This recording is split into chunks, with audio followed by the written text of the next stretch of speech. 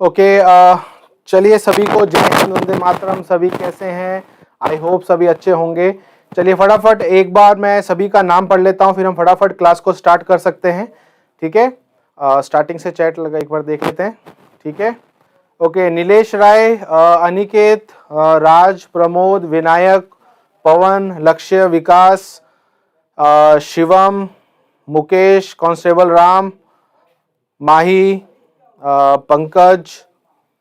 चलिए और देख लेते हैं, संदीप कुमार, ठाकुर गोविंद, मुन्नू कुमार, मुकेश कुमार हो गया। चलिए ठीक है, कुंदन कुमार, प्रकाश, राजकुमार, अविनाश, पूजा, दल्लाराम, काफ़ी बच्चे जुड़ चुके हैं। चलिए इसी के साथ आज की क्लास को हम स्टार्ट करेंगे और फटाफट स्टार्ट करते हैं। गुड आफ्टरनून सभी को जय हिंद। जिसका नाम नहीं लिया, टेक्निकल नीतीश आर्मी, जय हिंद। ओके, लास्ट की क्लास में हमने देखा था दूसरा नियम, यानी कि हमारा जो न्यूटन का लॉ है उसके बारे में हम बात कर रहे थे। तो हमने दूसरे नियम में ये देखा था कि क्या होता है न्यूटन का दूसरा नियम, जिसमें हमने ये देखा था कि जो बल होता है वो संवेग में परिवर्तन के दर के बराबर होता है, यानी कि चेंज इन मोमेंटम की रेट के बराबर होता है। और यहीं से फॉर्मूला निकल गया था F = ma। ठीक है, तो ये चीजें हमने कल की क्लास में डिस्कस कर ली थी। अब चलिए आगे हम चलते हैं तीसरे नियम पर।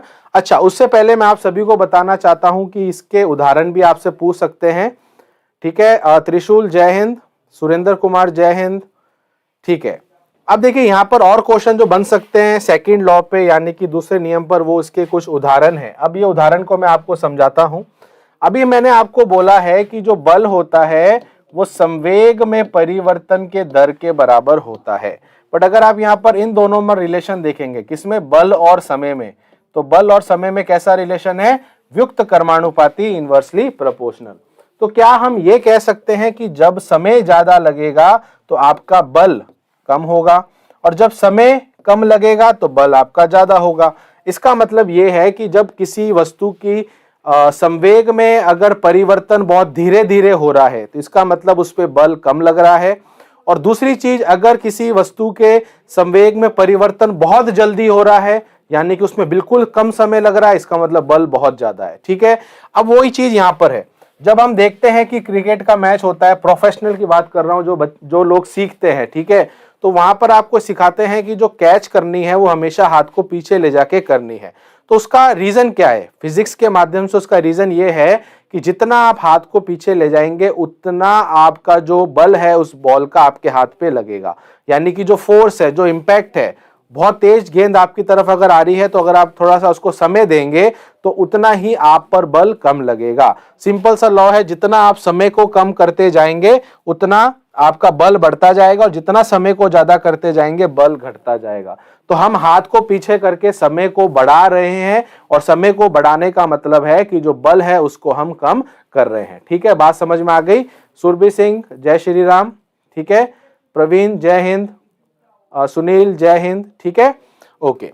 अगला एक और आता है कि गाड़ियों में स्प्रिंग लगना। गाड़ियों में स्प्रिंग का मतलब यहाँ पर है शॉक एब्जॉर्बर से।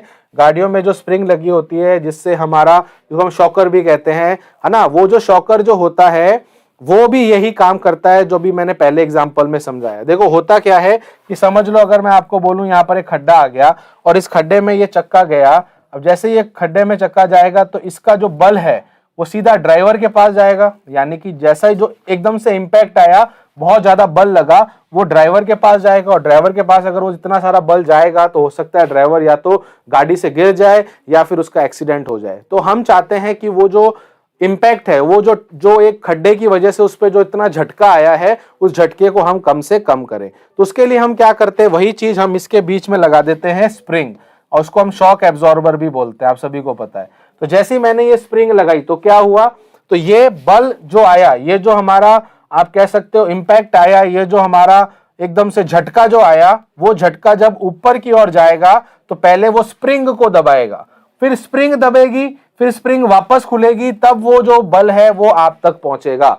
तो यहां पर ये स्प्रिंग क्या कर रहा है, उस समय को बढ़ा रहा है, वो बल को आप तक पहुंचने में जो आपका समय है उसको ये इंक्रीज कर रहा है, और समय अगर बढ़ाएगा तो बल आपका घट जाएगा। तो इसी तरीके से शॉक एब्जॉर्बर हमें हम बचाते हैं खड्डों से, यानी कि जब आपके खड्डे वड्डे आते हैं तो उस समय ये स्प्रिंग जो है वो खुद पहले दबती हैं, फिर आप तक वो बल को पहुंचाती हैं। तो इसकी वजह से कौन कौन ऐप पर डेली टेस्ट लगाते हैं? ओके। एंड लास्ट आता है लंबी छलांग लगाते समय, इसका भी वही सेम है। अगर आपको लंबी छलांग लगानी है तो उसके लिए आपको जो बल है ना, जिसका जो अपन गुरुत्वीय बल बोलते हैं। सर जी एग्जाम तक सिलेबस कंप्लीट हो जाएगा। एग्जाम की डेट आ गई क्या त्रिशूल? अगर एग्जाम की डेट आ गई तो बता दो कब है आपका एग्जाम, उस हिसाब से अपन कर लेते हैं प्लानिंग। ठीक है, सिलेबस जितना हो सकता है मैं पूरा करवाने की कोशिश करूंगा। ठीक है, तो ये कुछ उदाहरण होते हैं कि अगर आप जब लंबी छलांग लगाते हैं उस समय भी आपका मेन काम होता है कि अगर आपको लंबी छलांग लगानी है तो उसके लिए आपको जो टाइम है वो कम से कम लेना है, ताकि आप ज्यादा बल लगा सके और फटाफट आप कूद सके। ठीक है, अगर आप धीरे धीरे कूदेंगे तो आप लंबी छलांग नहीं लगा पाएंगे। ठीक है, चलिए, तो ये सारी बातें हो गई हमारे। सर ये आवेग का एग्जाम्पल भी हो सकते हैं। हाँ बिल्कुल, अभी आगे जाके मैं समझाऊंगा। आवेग जो है वही यहीं से निकला है, जो इंपल्स है वो भी यहीं से निकला है। ठीक है, अब यहां पर चलिए समझते हैं गति का तीसरा नियम, यानी कि थर्ड लॉ ऑफ मोशन। काफी इंटरेस्टिंग लॉ है, काफी महत्वपूर्ण ये नियम है। चलिए इसके बारे में बात करते हैं। ये नियम क्या कहता है कि समझ लो आपके सामने एक वस्तु है। ठीक है, इस वस्तु पर आपने कोई बल लगाया। क्या लगाया? बल। ठीक है, लेट से ये बल जो है ये F1 बल आपने इस वस्तु पर लगाया। ठीक है, अब हुआ क्या कि आपने जैसे इस वस्तु पर बल लगाया, अब ये बल लेट से कोई इंसान लगा रहा है। कौन लगा रहा है? इंसान लगा रहा है, इस पर बल लगा रहा है। ठीक है, तो होता क्या है, ये होता है कि अब ये जो आपका ये जो बॉक्स है, ये जो आपका जो भी बॉक्स है, ये भी इस इंसान पर बल लगाएगा। बट ये जो बल लगाएगा, इस बल को मैं F2 लिख देता हूं। क्या लिख देता हूं? F2। वापस समझना, ये इंसान ने बल लगाया इस दीवार पर, इस बॉक्स पर, और इस बॉक्स ने वापस बल किस पे लगाया? इंसान पर। यानी कि इसका मतलब ये है कि F1 तो जो है वो लगाया है, लेट्स से ये लड़का है, बॉय ने लगाया है वॉल पर। यहाँ W का मतलब वॉल है, यानी कि दीवार है, और B का मतलब यहाँ पर बॉय है। तो पहला फोर्स जो था वो लड़के ने लगाया दीवार पर, यानी कि वॉल पर। और F2 क्या है? F2 वो है जो दीवार ने लगाया लड़के पर। बात समझ में आ रही है? तो दोनों में फर्क समझ में आ रहा है। दोनों में फर्क ये है कि F1 जो है वो W पे लग रहा है। F1 किस पे लग रहा है? W पे। और F2 किस पे लग रहा है? B पे। तो दोनों में फर्क समझना, लग किस पे रहा है? तो F1 लग रहा है दीवार पर और F2 लग रहा है लड़के पर। तो एक चीज तो क्लियर है कि ये जो बल है F1 और F2 ये अलग अलग वस्तुओं पर लग रहे हैं। ठीक है, ठीक है, तो 30 जनवरी तक अपन आराम से कर लेंगे। ठीक है, कोई दिक्कत नहीं है। ओके, अब चलिए यहां पर बात समझते हैं कि इसमें थर्ड लॉ का क्या सीन है। थर्ड लॉ ये बोलता है कि ये जो F1 है और ये जो F2 है, ये दोनों परिमाण में समान होंगे। उदाहरण का मतलब, अगर ये समझ लो F1 है 10 न्यूटन, यानी कि आपने दीवार पे 10 न्यूटन का बल लगाया, तो वापस दीवार ने आप पे 10 न्यूटन का बल लगाया। इसका मतलब यह है कि जितना बल आप इस पे लगा रहे हैं उतना ही बल दीवार आप पे लगा रही है। तो ये F1 और F2 बराबर होंगे, परंतु ये राशियां दोनों अलग अलग क्यों है? मैंने दोनों को F क्यों नहीं लिखा? उसका कारण यह है कि अगर आप यहां पर देखेंगे तो दिशा का परिवर्तन है। ये दिशा इस तरफ जा रही है और ये दिशा इस तरफ जा रही है। तो दोनों में क्या अंतर है? तो दोनों में यह अंतर है कि दोनों की दिशा अलग अलग होती है, दोनों की जो डायरेक्शन होती है वो अलग अलग होती है, बट उनका परिमाण, उनका मैग्नीट्यूड सेम रहता है, जो कि एक इंपॉर्टेंट पॉइंट है।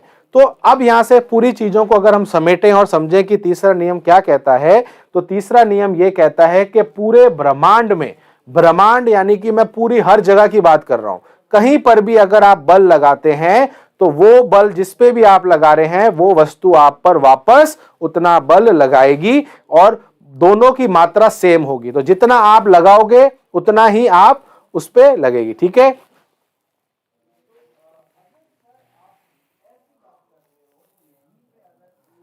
ठीक है, इस बारे में मैं नीतीश बात कर लूंगा।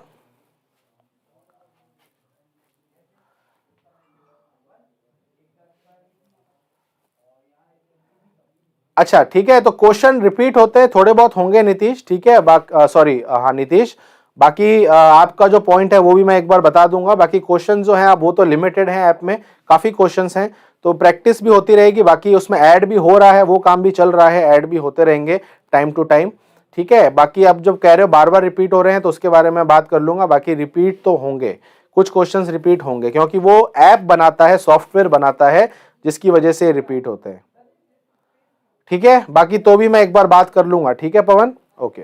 अब चलिए इस पे आते हैं। तो यहां पर आपको समझ में आ गया है कि एक जो होता है वो जो आप लगा रहे हैं तो उसको आप बोलते हैं एक्शन, एक्शन यानी कि क्रिया, और जब आप पे वस्तु वो बल लगाती है तो वो होगी प्रतिक्रिया, यानी कि वो हो गया रिएक्शन।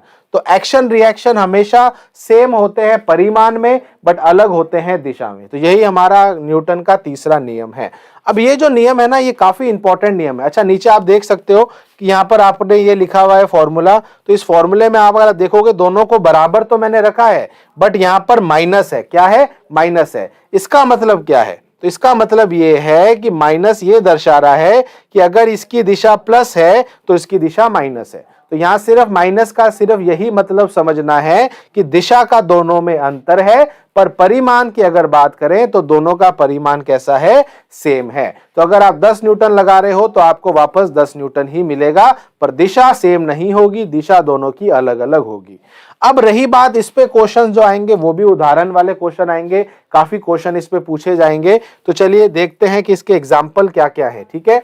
अच्छा, एग्जाम्पल से पहले मैं आपको एक पॉइंट यहां पर बताना चाहता हूं जिसको आप अच्छे से लिख लेना, कि जो न्यूटन का तीसरा नियम होता है वो किस नियम की पालना करता है, किस लॉ को फॉलो करता है। तो वो क्वेश्चन भी आता है, तो आप ध्यान रखना, ये होता है कंजर्वेशन ऑफ मोमेंटम, यानी कि संवेग संरक्षण के नियम को फॉलो करता है। उसके बारे में भी बात करेंगे, तो ये ध्यान रखना, ये अच्छा क्वेश्चन है।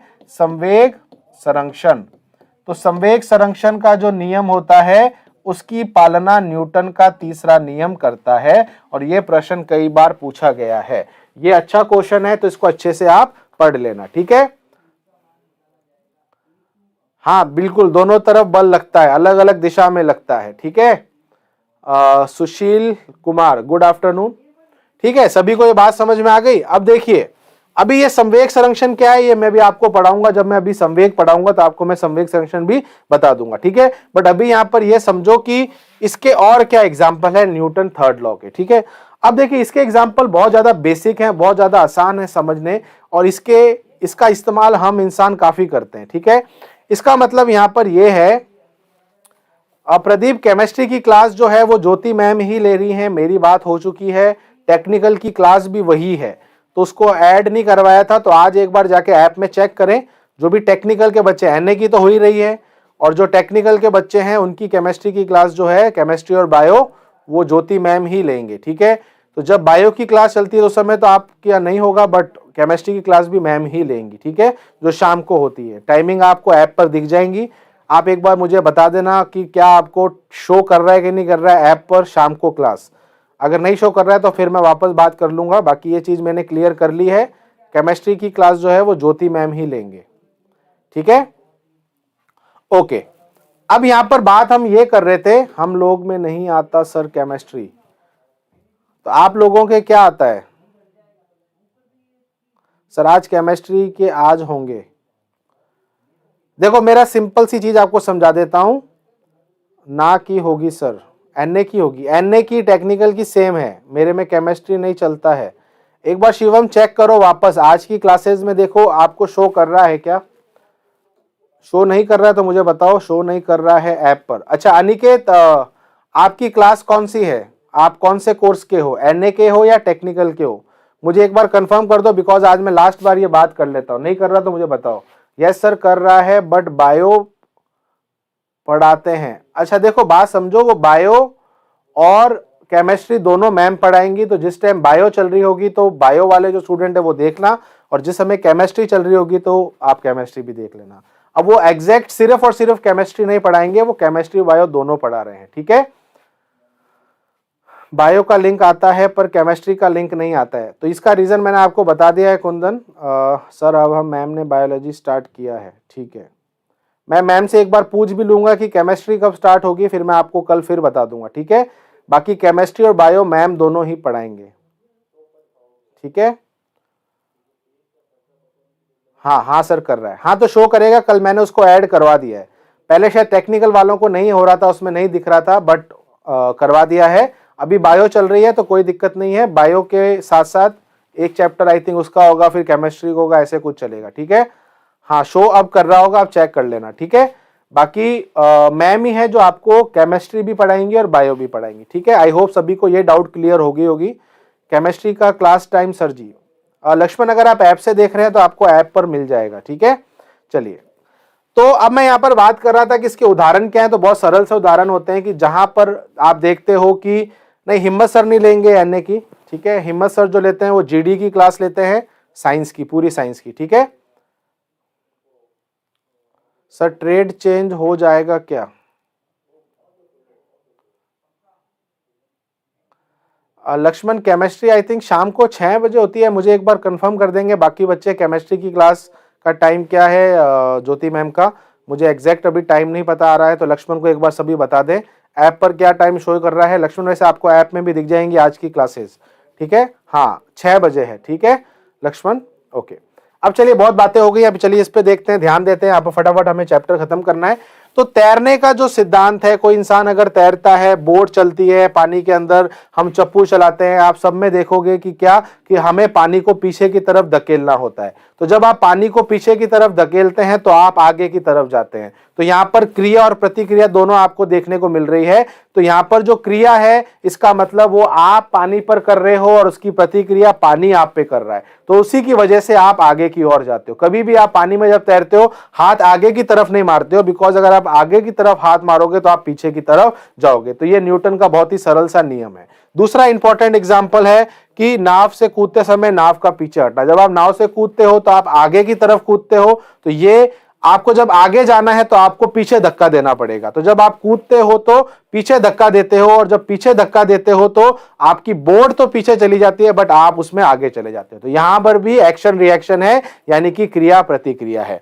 और जो तीसरा एग्जाम्पल है वो भी यही है, जब हम बंदूक से गोली चलाते हैं तो जो गोली होती है वो तो सीधी जाती है, बट बंदूक पीछे जाती है, जिसको इंग्लिश में रिकॉइल बोलते हैं। क्या बोलते हैं? रिकॉइल। रिकॉइल का मतलब होता है बंदूक का वापस पीछे आना, है ना। और अगर आपने ढंग से बंदूक नहीं पकड़ी होगी तो बंदूक आपके हाथ से भी गिर जाएगी। तो दोनों में आपको ध्यान रखना है कि यहां पर एक्शन क्या है, गोली का जाना, और रिएक्शन क्या है, बंदूक का पीछे जाना, ठीक है। और मैं फिर बता दूं, इसमें एक और अच्छा एग्जांपल आता है, वो ये होता है कि रॉकेट का उड़ना। जो रॉकेट होते हैं, जब वो नीचे से ऊपर की ओर जाते हैं स्पेस में, तब उसमें भी यही चीज होती है, क्योंकि रॉकेट से जो गैसेस निकलती हैं, जो आप कह सकते हो एग्जॉस्ट गैसेस, जो धुआं निकलता है, जो प्रेशर निकलता है, जब एग्जॉस्ट जलता है, अंदर फायर जलता है, ब्लास्ट होते हैं, तो उसका जो दाब है, उसका जो प्रेशर है, जब वो जमीन पर पड़ता है तो वहां से वो फिर ऊपर की ओर जाता है, ठीक है। तो इसका मतलब यह है कि जो रॉकेट का जो मोशन होता है वो भी न्यूटन के थर्ड लॉ पर कार्य करता है। इसका एक और लास्ट उदाहरण मैं देना चाहूंगा। लास्ट उदाहरण यह है कि अगर आपको कोई बोले कि कूद के दिखाओ, तो आप बिना नीचे दम लगाए आप ऊपर कूद नहीं सकते, यानी कि जंप करने के लिए आपको नीचे फोर्स लगाना ही पड़ेगा। तो वही यहां पर एक्शन रिएक्शन हो गया है, यानी कि अगर आपको जंप लगानी है तो आपको जमीन को दबाना पड़ेगा। तो ये सारी जो चीजें हैं, ये न्यूटन के थर्ड लॉ के ऊपर हमें निर्धारित करनी है। चलिए, तो इसी के साथ हमने न्यूटन के तीनों नियम कर लिए हैं, और आज हम जो करने वाले हैं, चीन को अब की उड़ा देना सर जी। ओके, अब देखो, अब जो हम यहां पर करने वाले हैं, अब करने वाले हैं प्रोजेक्टाइल मोशन, यानी कि प्रक्षेपीय गति। काफी सिंपल टॉपिक है, काफी इंपॉर्टेंट भी टॉपिक है, और कई बच्चों को इसमें डाउट रहता है, तो हम उसके बारे में भी बात करेंगे कि क्या होता है ये, ठीक है। प्रोजेक्टाइल मोशन यानी कि प्रक्षेपीय गति क्या है। अब देखिए, एक बात को समझना, मैं किसी वस्तु को जब ऊपर फेंकता हूं तो गति इस तरीके की होती है, जब मैं उसको क्षैतिज पे फेंकता हूं तो गति इस तरीके की होती है। तो ये कौन सी गति थी? ये गति को हम बोलते हैं रेखीय गति। क्या बोलते हैं? रेखीय गति। रेखीय गति यानी कि लीनियर मोशन। क्या मोशन है ये? Linear motion. और लीनियर मोशन यानी कि रेखीय गति जो होती है वो या तो एक्स एक्सिस में होगी, यानी कि एक्स अक्ष में होगी, या वो वाई अक्ष में होगी, यानी कि वाई एक्सिस में होगी। यानी कि इसका मतलब यह है कि रेखीय गति यानी कि लीनियर मोशन जो होता है, उसके अंदर वस्तु या तो प्योर एक्स में जाती है या फिर प्योर वाई में जाती है, ऊर्ध्वाधर जाएगी या फिर क्षैतिज जाएगी।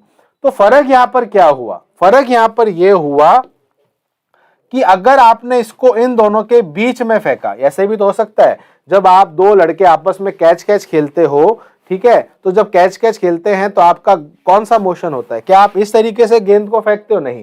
क्या आप इस तरीके से फेंकते हो? नहीं। अगर ऐसे फेंकोगे तो आप जहां खड़े हो वहीं पर बॉल आ जाएगी, है ना। ऐसे फेंकोगे तो बॉल ऊपर जाएगी नहीं, रगड़ रगड़ के जाएगी, बट हमें तो उसको फेंकना है।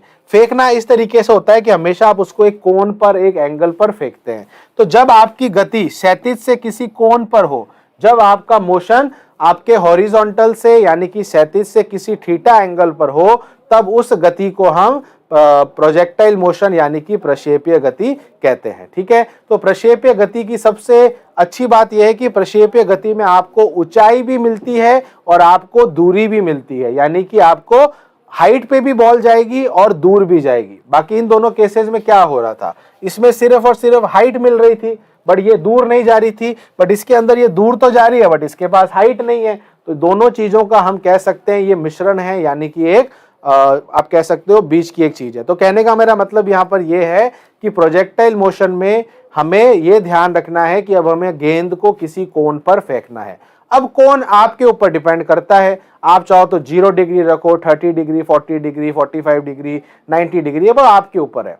पॉइंट यहां पर ये नहीं कि कितना डिग्री फेंके, कितने डिग्री पर भी फेंको। अगर आपने उसको 1 डिग्री पर भी फेंका तो भी वो प्रक्षेपीय गति कहलाएगी, और अगर आपने उसको 89 पर फेंका तो भी प्रक्षेपीय गति कहलाएगी। अब कोई बच्चा बोलेगा कि सर अगर 90 से ज्यादा कोण पर फेंक दी तो क्या होगा? तो कुछ नहीं होगा, वो इधर चला जाएगा, तो वो भी प्रक्षेपीय गति है। तो कहने का मतलब यहां पर यह नहीं है कि आप किस एंगल पर, किस कोण पर फेंकें कि प्रक्षेपीय गति बने, नहीं, ये इंपॉर्टेंट नहीं है। हमें ध्यान ये रखना है कि प्रोजेक्टाइल मोशन में आपको उस ऑब्जेक्ट को किसी एंगल पर फेंकना जरूरी है। एंगल का मतलब किससे? हॉरिजॉन्टल यानी कि क्षैतिज से। तो जब आप हॉरिजॉन्टल से किसी एंगल पर किसी वस्तु को फेंकते हैं तो वो हमारा प्रोजेक्टाइल मोशन कहलाता है, प्रक्षेपीय गति कहलाती है। मुझे कमेंट बॉक्स में एक बार बता दें सभी को ये डेफिनेशन समझ में आ गई? तो प्रक्षेपीय गति के लिए क्या कंडीशन होनी चाहिए, क्या स्थिति होनी चाहिए? तो कंडीशन यहां पर यह है कि आपका जो एंगल होना चाहिए, यानी कि क्षैतिज से आपको उसको किसी कोण पर फेंकना जरूरी है, तो ही आपका प्रक्षेपीय गति कहलाएगा। कोर्स फ्री ही है जितेंद्र, जो बच्चे जुड़ चुके थे उनके लिए कोर्स फ्री चलेगा। ठीक है,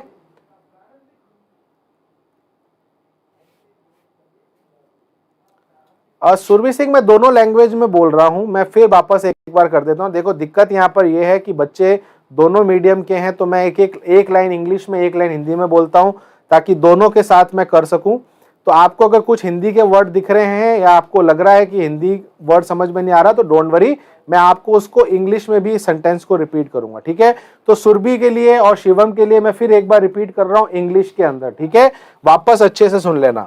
अगर आप किसी बॉडी को प्रोजेक्ट करते हैं, देखो या तो आप बॉडी को हॉरिजॉन्टली फेंक सकते हैं स्ट्रेट, या तो आप बॉडी को वर्टिकली फेंक सकते हैं स्ट्रेट, यानी कि आप या तो बॉडी को ऐसे फेंक सकते हो, यानी कि ऐसे उसको प्रोजेक्ट कर सकते हो, या ऐसे प्रोजेक्ट कर सकते हो। तो इन दोनों के अंदर दिक्कत क्या है, प्रॉब्लम क्या है? जब आप उसको हॉरिजॉन्टली फेंकोगे तो वो हाइट पर नहीं जाएगा, सीधी बात है, और जब आप उसको सीधा फेंकेंगे तो वो हाइट पे तो जाएगा बट वो डिस्टेंस पे नहीं कवर करेगा, यानी कि वो आगे नहीं जाएगा, वो वहीं पर बॉल गिर जाएगी। तो इन दोनों केस में दिक्कत क्या है कि इस वाले केस में आपको हाइट नहीं मिल रही, इस वाले केस में आपको डिस्टेंस नहीं मिल रहा। तो फर्क क्या है? फर्क यहां पर यह है कि हम चाहते हैं उसमें हाइट भी हो, हम चाहते हैं उसमें डिस्टेंस भी हो। तो उसके लिए एक ही तरीका है, एक ही वे है, एंड दैट वे इज कि आपको उस बॉल को एक एंगल पर फेंकना होगा। अगर आप किसी बॉल को एक एंगल पर फेंकते हैं हॉरिजॉन्टल के साथ तो वो होता है हमारा प्रोजेक्टाइल मोशन। तो प्रोजेक्टाइल मोशन वो मोशन है जिसके अंदर उस ऑब्जेक्ट के पास हाइट भी आ जाती है और उस ऑब्जेक्ट के पास डिस्टेंस भी आ जाता है। सुरभि ये दोनों में मैंने आपको समझा दिया है। अब आप चाहते हो एग्जैक्ट इंग्लिश में बताना तो बताओ मुझे। ये लग रहा है कोई ऐसी फिरकी ले रहा है। ठीक है, सबको समझ में आया? सुरभि अब समझ में आया आपको? ठीक है, तो पॉइंट यहां पर यह है कि प्रोजेक्टाइल मोशन वो मोशन होता है जिसके अंदर हमारा ऑब्जेक्ट हाइट पर भी जाता है और वो डिस्टेंस भी कवर करता है। और उसके लिए कंडीशन क्या है, आपको उस ऑब्जेक्ट को किसी एंगल पर, कोण पर फेंकना होगा। तो अगर आप किसी ऑब्जेक्ट को एंगल पर फेंकते हैं तो ध्यान रखना वो प्रोजेक्टाइल मोशन कहलाता है। Simple as that. ओके, अब चलिए आगे चलते हैं। अब आगे ये समझते हैं कि सर ये तो चलो समझ में आ गया कि प्रोजेक्टाइल मोशन होता क्या है। अब मेरा क्वेश्चन है कि प्रोजेक्टाइल मोशन में रास्ता कैसा बनता है, पाथ कैसा बनता है। तो अगर आप किसी चीज को एंगल पर फेंकेंगे, जब आप कैच खेलते हो तो आपका रास्ता ऐसा ही बनता है। पहले आपने बॉल को फेंका, बॉल ऐसे गई, एक पॉइंट पर आके वो रुक गई, फिर वापस वो बॉल नीचे आएगी, है ना। इस रास्ते को, इस पाथ को हम बोलते हैं पैराबोला। क्या बोलते हैं? पैराबोला। तो अगर हम रास्ते की बात करें तो रास्ते में बोलते हैं पैराबोलिक। पैराबोलिक पाथ है ये। पाथ कैसा कहलाता है? पैराबोलिक। गणित में, मैथमेटिक्स में इस शेप को बोला जाता है पैराबोला। ठीक है, हिंदी में बोलते हैं परवलय। ठीक है, तो इसका जो रास्ता होता है, इसका जो पाथ होता है वो पैराबोलिक होता है। क्या होता है? पैराबोलिक होता है। तो इसका मतलब यहां पर यह है कि पैराबोलिक पाथ का मतलब ये रास्ता होता है पैराबोलिक। ऐसा तो है नहीं आपने किसी बॉल को एंगल पर तो फेंका और वो बॉल सीधी चली जाए, ऐसा है ही नहीं कि जमीन पे वापस नहीं आती, कभी ना कभी तो आएगी। तो वो जमीन पर जब आती है तो वो रास्ता ऐसे ही बनाती है। और जब आप दो जने कैच खेल रहे हो तो आपको भी पता है कि उसके अंदर आपको यही रास्ता, यही पाथ आपको देखने को मिलता है। समझ में आया? ठीक है, अब यहां पर बात करते हैं कि इसमें हमें क्या क्या करना है। सर एग्जाम में क्वेश्चन कैसे बनेंगे? तो क्वेश्चन यहां पर ये बनेंगे, तो इसको अब अच्छे से ध्यान रखना। हमें ध्यान बस ये रखना है कि ये कितना दूर जा रहा है, यानी कि इसकी रेंज कितनी है। कुल मिला के हमें तीन चीजें निकालनी होती है। रेंज को बोलते हैं परास। परास का मतलब होता है कि वो बॉल यहां से लेके यहां तक हॉरिजॉन्टली, क्षैतिज कितना दूरी तय करी, हॉरिजॉन्टली वो कितना दूर गया। ठीक है, दूसरा आता है इसके अंदर कि ये जो बॉल है ये मैक्सिमम कितनी ऊंचाई पर गई, कितनी हाइट पर गई, वो हाइट हमें निकालनी है। क्या निकालनी है? हाइट। वापस समझो, रेंज होता है हॉरिजॉन्टल डिस्टेंस, क्षैतिज दूरी, और ये होता है मैक्सिमम हाइट, अधिकतम ऊंचाई। तो हमें ये दो चीजें निकालनी है। ओके, एक हमें यह भी निकालना है कि जब वो ए पॉइंट से बी पॉइंट पर गया तो उस पूरे रास्ते में उसको कितना टाइम लगा। इसको हम बोलते हैं टाइम ऑफ फ्लाइट। अभी आगे जाके नेक्स्ट स्लाइड में मैं आपको समझाऊंगा ये दोनों चीजें। ठीक है, यानी कि टी होता है आवर्तकाल या उड़न काल, यानी कि टाइम ऑफ फ्लाइट। कितने समय तक ये जो बॉल है ये हवा में रहेगी, या तो ये बोल दो, या जितने समय में ये बॉल ए से बी जाएगी तो इसको कितना टाइम लगा।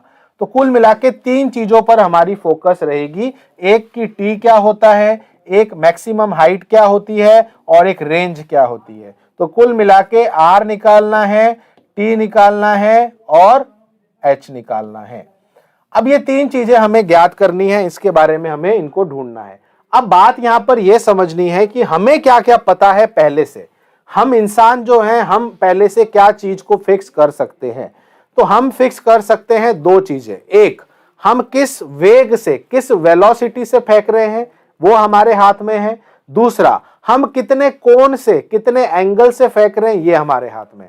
तो यदि किसी इंसान को, यदि किसी पर्सन को हमारा एंगल पता हो और वी यानी कि वेलोसिटी पता हो, तो वो ये तीनों चीजें निकाल सकता है। मैं फिर दोहरा रहा हूं, अगर कोई इंसान सिर्फ वेलोसिटी को जानता है और एंगल को जानता है तो वो तीनों चीजें बता सकता है, तीनों चीजें निकाल सकता है कि वो बॉल दूर कितना जाएगी, वो बॉल को कितना टाइम लगेगा, और वो बॉल मैक्सिमम कितनी हाइट पर जाएगी। तो कुल मिला के ये तीनों चीजें सिर्फ दो चीजों से हम निकाल सकते हैं। तो वो दो चीजें कौन सी है? यू और थीटा। जहां पर यू क्या है? यू है उसका वेलोसिटी जो आपने उसको दिया है, और थीटा क्या है? जो एंगल जो आपने उसको, जितने पे उसको फेंका है। सभी को यहां तक समझ में आया? कमेंट बॉक्स में एक बार यस जरूर लिख देना। ठीक है, ओके। अब देखो, एक क्वेश्चन जो बहुत बार पूछा गया है, अभी मैं इन तीनों पे आता हूं, उससे पहले मैं एक क्वेश्चन आपसे और पूछना चाहता हूं। क्वेश्चन यहां पर यह पूछा जाता है कि समझो कोई कण जो है वो प्रक्षेपीय गति कर रहा है, प्रोजेक्टाइल मोशन कर रहा है। ये पॉइंट ए है, जहां पर ये सबसे ऊपर जाता है वो पॉइंट हमारा बी ले लेते हैं, और ये नीचे वाला पॉइंट सी ले लेते हैं। अब मेरा क्वेश्चन यहां पर यह है कि बी पॉइंट पर क्या होता है, बी पॉइंट पर वेलोसिटी के साथ क्या होगा, इस पॉइंट पर क्या होता है। जब आप कैच कैच खेलते हो तो बॉल सबसे ऊपर जाती है, वापस नीचे आती है। तो हमें यहां पर क्या लगता है, हमें लगता है कि जब बॉल ऊपर गई तो ऊपर जाके वो रुक गई, फिर वो वापस नीचे आई। तो मेरा प्रश्न आपसे सिर्फ ये है पूछना कि यहां पर वेग कितना होता है, यहां पर वेलोसिटी कितनी होती है। चलिए बताएं। यहां पर वेलोसिटी v कह रहे हैं 0 होगी मैक्सिमम। ठाकुर अगर मैक्सिमम होगी तो फिर वो और ऊपर जानी चाहिए ना, यहां पर तो उससे ऊपर जा ही नहीं सकती वो। 0 0 ओके। अब यहां पर सबसे बड़ा डाउट यही होता है और जहां पर मैक्सिमम बच्चे गलती करते हैं और वो जवाब लिखते हैं 0। असल में आंसर 0 नहीं है। वापस सुनो मेरा जवाब, यहां पर आंसर 0 नहीं है। क्यों नहीं है उसका कारण समझते हैं। अगर आप कहते हो कि सर ये जैसे जैसे ऊपर जाएगा इसका वेग वेलोसिटी घटता जाएगा या आके ये वेलोसिटी इसकी 0 हो गई। आप सबने यही बोला है ना, जहां तक ये ऊंचा जा सकता है ये चला गया और यहां पर इसका वेग 0 हो गया, आप ये कह रहे हैं। अगर ऐसा होता तो ये गेंद यहीं गिर जाए ना, तो ये तो आगे भी जा रही है। मेरा पॉइंट समझना, अगर इस बिंदु पर वेग 0 हो जाता, अगर इस पॉइंट पर वेलोसिटी 0 हो जाती तो भैया ये बॉल तो यहीं गिर जाती। आप कैच कैच खेल रहे हो, बॉल ऊपर गई, फिर यहां गई, फिर नीचे गिर गई। वो जो इंसान वहां खड़ा है उस तक बॉल ही नहीं गई। मेरा पॉइंट समझना मैं क्या कह रहा हूं। अगर आप यहां पर वेग को 0 कर दोगे, वेलोसिटी को 0 कर दोगे तो वो बॉल तो यहीं गिर जाएगी। पर असल में ऐसा होता नहीं है, बॉल अभी आगे और जा रही है। आप देख सकते हैं बॉल आगे और जा रही है। इसका क्या मतलब है कि उसमें ऑलरेडी कुछ वेग है, कुछ वेलोसिटी है।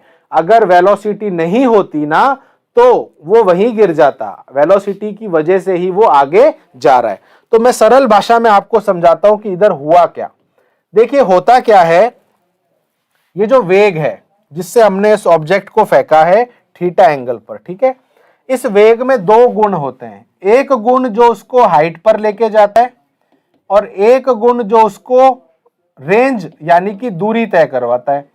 तो इस वेग में दो गुण होते हैं, यानी कि एक जो उसको हाइट पर लेके जाता है और एक उसको जो दूरी तय करवाता है। इस पॉइंट पर इससे ज्यादा ये ऊपर नहीं जा सकता, तो हाइट वाला गुण 0 हो जाएगा। वेग का हाइट वाला जो आप कह सकते हो केस है वो 0 हो जाएगा, बट उसका रेंज वाला वेग तो रहेगा। इसका मतलब क्या है, हाइट वाले को बोलते हैं uy और रेंज वाले को बोलते हैं ux। अभी आप इतना समझ लो, इसको क्या बोलते हैं, जो हाइट तय करवा रहा है वेग का गुण, वेलोसिटी का वो पार्ट जो उसको हाइट पर लेके जा रहा है उसको हमने uy बोल दिया। वेलोसिटी का वो पार्ट जो उसको रेंज तय करवा रहा है उसको हमने ux बोल दिया। अभी आप ये याद रखना कि इस हाईएस्ट पॉइंट पर ये 0 होता है, बट ये 0 नहीं होता। तो ये वो वेग है जो उसको और आगे लेके जाएगा। ये वाला वेग तो हाइट के लिए था, इससे ज्यादा हाइट पर तो वो जा नहीं सकता। अब बात करते हैं कि ये ux 0 नहीं होता तो इसका मान क्या होता है। तो आप याद कर लेना, ux होता है u cos थीटा। क्या होता है, u cos थीटा। तो ये होता है आपका मान उस b पॉइंट पर। हाँ, अब बोला मैंने आपको कि ये 0 हो जाता है, तो ये होता कितना है, ये होता है u sin थीटा। अब मैं एक बार वापस रिपीट कर रहा हूं, अच्छे से सुनना। जहां पर आपसे पूछा गया है मैक्सिमम पॉइंट पर क्या होगा, उच्चतम बिंदु पर क्या होगा, वापस सुन लेना मैं क्या बोल रहा हूं। इस पॉइंट पर क्या होगा, इस पॉइंट पर आप ये बिल्कुल मत कहना कि वेलोसिटी 0 हो जाएगी, गलत। वेलोसिटी का हाइट वाला कंपोनेंट जो उसको हाइट पर लेके जा रहा है घटक कंपोनेंट, वो 0 होगा। इस पॉइंट से ये ऊपर और नहीं जाएगा, तो यहां पर जो वेलोसिटी उसको ऊपर लेके जा रही थी वो 0 हो गई, बट जो वेलोसिटी आगे लेके जा रही थी वो तो अभी भी उसमें है, तभी तो वो बॉल आगे जा रही है। तो इसका मतलब इस पॉइंट पर क्या होता है, इस पॉइंट पर uy 0 होता है, बट ux 0 नहीं होता। uy क्या है, u sin थीटा। आप चाहो तो ऐसे बोल सकते हो, इस पॉइंट पर u sin थीटा 0 हो जाता है और इस पॉइंट पर u cos थीटा ही रहता है, सिर्फ और सिर्फ क्या रहता है, u cos थीटा। सभी को बात समझ में आ गई? कमेंट बॉक्स में एक बार लिख दें।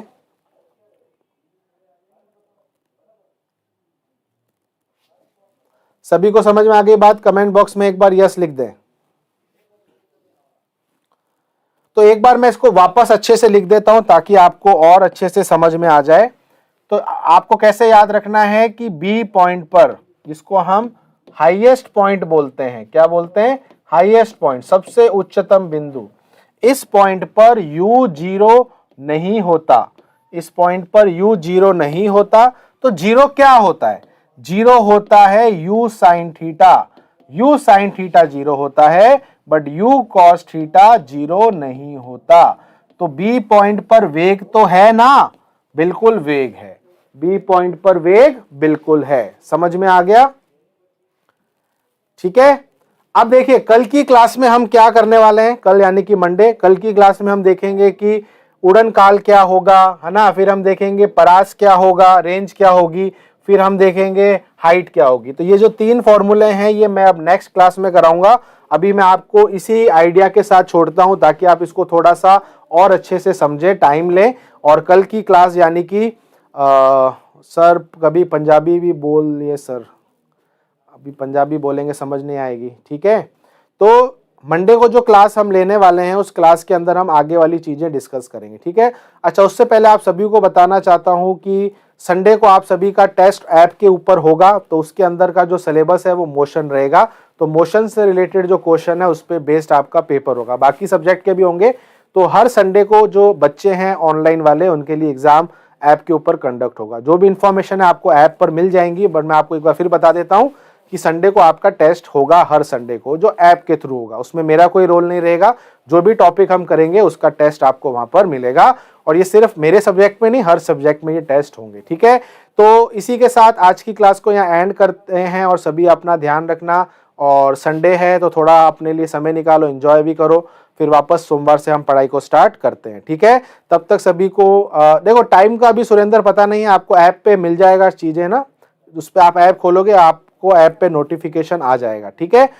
चलिए इसी के साथ आज की क्लास को एंड करते हैं। सभी को मेरी तरफ से जय हिंद, वंदे मातरम।